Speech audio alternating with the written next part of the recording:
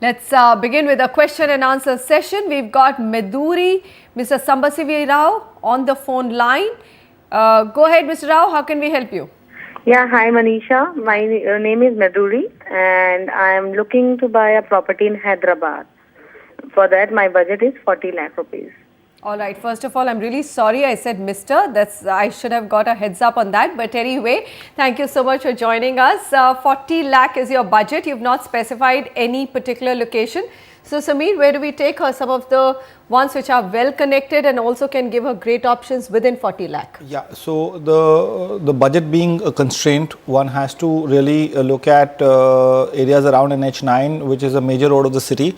And the two micro markets that fit in are Chandanagar and Miapur. I think Chandanagar has done exceptionally well over the last 2.5 years with a 13% annualized return, which is unheard of in Hyderabad. And Miapur is a little behind at 7.85%. But both the micro markets have now a decent inventory overhang below the danger zone. Chandanagar is a little higher at 22 months, but still witnessing a lot of appreciation. And Miapur is at 16 odd months. The weighted average price of Chandanagar is higher at 3,300 and Miapur is 10% lower at 3,000 rupees. The projects that you should consider are Sri Lakshmi Subham Arcade by Sri Lakshmi Builders. This is the largest project of about 355 units.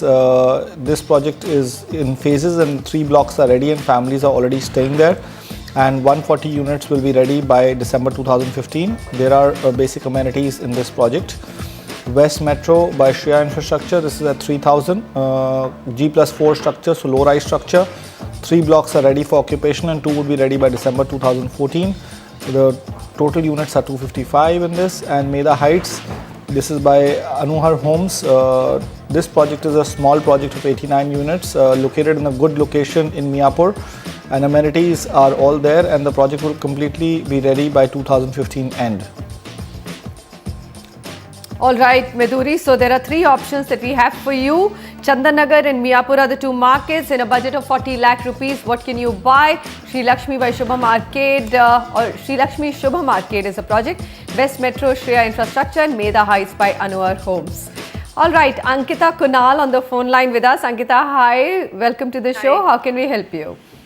Ma'am, we have bought our one property, 2 BHK flat in Essex Mark, near to Whitefield. Okay.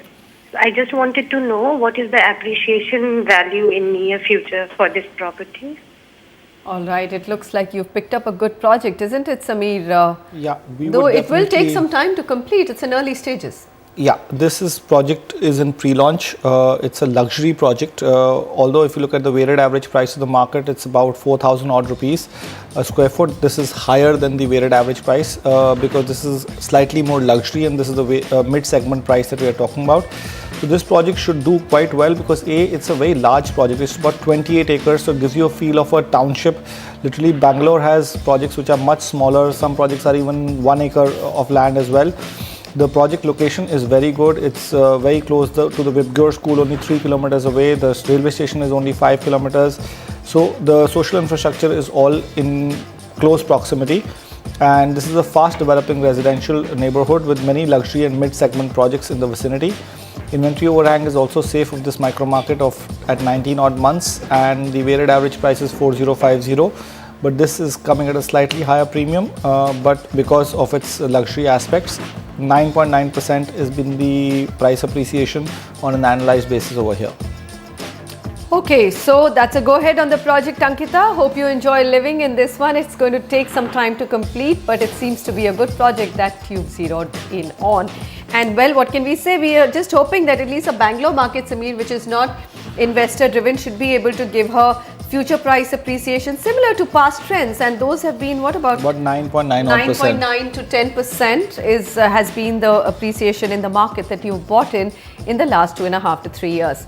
Praveen Pandey writes in and he says, I'm looking for a house in Chennai. Please suggest. My maximum budget is 30 lakh rupees and he's looking for a property in West Mamalam. I almost fell off my chair, Sameer. 30 lakh in West Mamalam.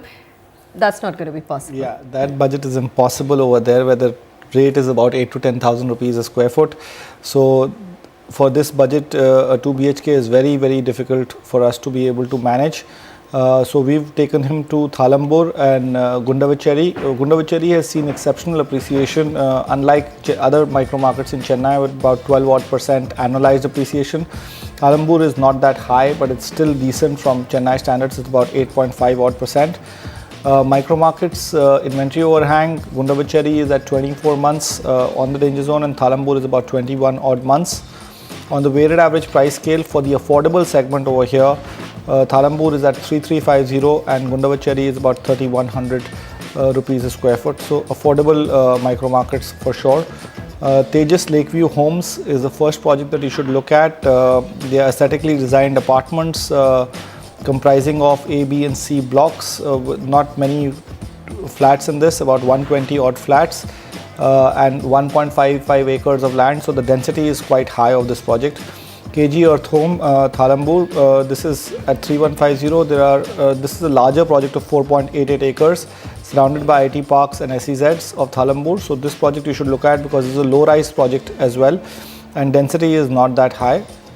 Then you have Shriram Chanskari by Shriram Properties. This is Gundavacheri, again one of the leading developers over there. The big gated community with a total land area of 36 odd acres, and this project will have about 1000 odd apartments, again on stilt plus 4 floors, and this project has decent amenities and a lot of open space. Okay, so I'm seeing a new market, Samir, Gundavacheri and Thalambur. These are the two markets. I don't think we've discussed them before. So these are, where exactly, they're close enough to West Mambalam? Thalambur is close to Navalur actually, and the Sipcot IT Park is what is driving the, I think the whole area around Thalambur as well. Gundavacheri is the micro market on GST Road and close by to Orapakam, which has seen increased upsurge in property prices. I know, 12.5, almost 13% for Gundavacheri. That's a good market to keep an eye on. And here are the 3 recommendations flashing on your screen. Take a pick from any of these, Praveen. All right. Staying with Chennai, the countdown to the completion of Chennai's metro has begun. Now we are also beginning to see how the new transit corridor is getting integrated with the city's already existing intra-city transit system. How is this integration helping improve connectivity in Chennai? Here's Jude Sanith with the story on Chennai's new transit hubs. It's another morning for commuters at Chennai's Trishulam station. Only 100 meters away, its neighbouring transit line is nearing completion. When the airport metro station is done, these twin stations could soon become the primary transit lifelines for Chennai's domestic and international airports. When the Chennai metro goes fully functional next year, the city could also get set for a first-of-its-kind multimodal transit system. Connectivity hubs like Trishulam, connecting the suburban railways with the metro rail and the airport, are being replicated across the metro. This includes locations like Coimbatore, where the metro rail meets the Chennai bus terminus, Gindi suburban line, which meets 2 corridors of the metro rail, and Velachery, which connects the MRTS extension with the metro rail. The genesis of such connectivity hubs could mean good news for Chennai's commuters. CMR, from what I've known, working with them a little bit, they are very keen on doing this and they've done a lot of homework already. For example, each station they've studied to see what is the condition around it. Should the bus stop be here? Should the auto stand be there? These are things which are usually not done by an Indian metro. They just build the station and go on.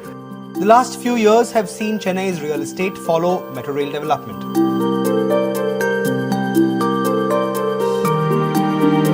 Several mid-range and luxury homes have found prime real estate near metro stations.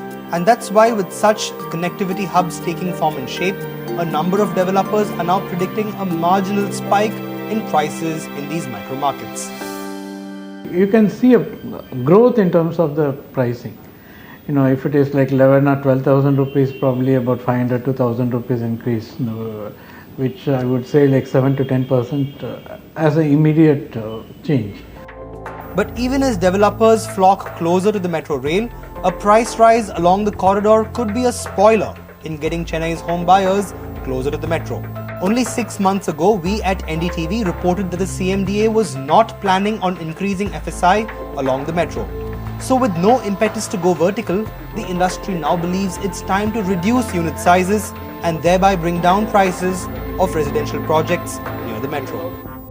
What we foresee now, or the builders should foresee now, is to reduce the size of the dwelling units for these projects and in and around these corridors. That would really help people to come and buy these developments and make use of the metro rail. It's a bit of a catch-22 situation for Chennai's developers. Connectivity hubs are good for real estate, no doubt. But there's no guarantee that the industry here will be able to fully capitalize on potential to build vertical near the metro. And that's why smaller homes which ultimately go soft on ticket pricing might be the way forward. After all, that's the only option available to make good of Chennai's new transit hubs. Reporting from Chennai, this is Jude Sanad for NDTV.